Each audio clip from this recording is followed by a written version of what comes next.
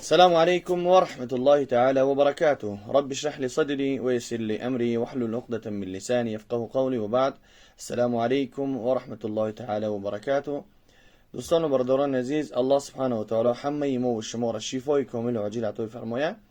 اکثریت مردمی که جینشون میزنن، چی اپوها باشه، چی خواهرها، چی اکا و دادرها باشن، از سبب بینمازی تونه. برای بسیاری مردم میان نماز نمیخونن، یعنی از شکل شمایل اونها میبینی در گرد اطراف اونها نه ملائکه های، نه نماز، نه نور الهی های.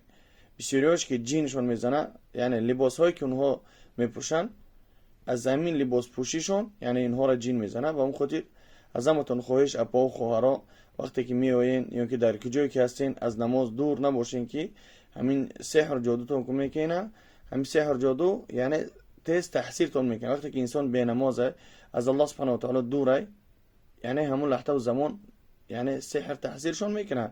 و جینم وقتی که میبینه که دخترها مثلا نماز نمیخوانن، خودشون آرایش میکنن، زیبا میکنن، بعد جینم میبینه گویی که جینم شهوت داره، داخل اونها میشوه، بعد ولوبلون جینش میشه و جین عاشق میشه، در بدنش رو میدره، بعد بیچاره عذاب میکشن، نماز خونده میتونن، نه عبادت کرده میتونن، نه از همه یعنی پراکنده میشن، بعد استخوناشون در میگیره و سرشون در میگیره و عصبشون ویران میشه.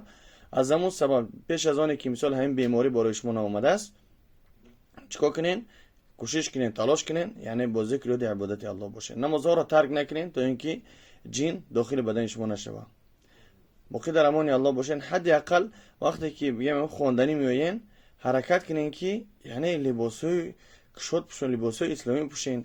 بعد فوتبالکای میدک بگیم تری نپوشین، به رومال نیاین، تری نکنین التماس. یعنی جای ما تنها ما به خاطر الله میخونیم. و کسانی که نماز نمیخوانن نیاین که فایدهتون نمیکنه خواندن.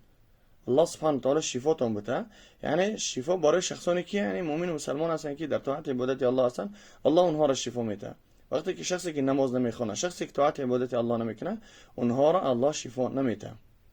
با مخاطر یعنی الله سبحانه و تعالی میگه نسوا الله فنسیهم، یعنی الله را فراموش کردین، خداوند شما را هم نیز فراموش میکنه.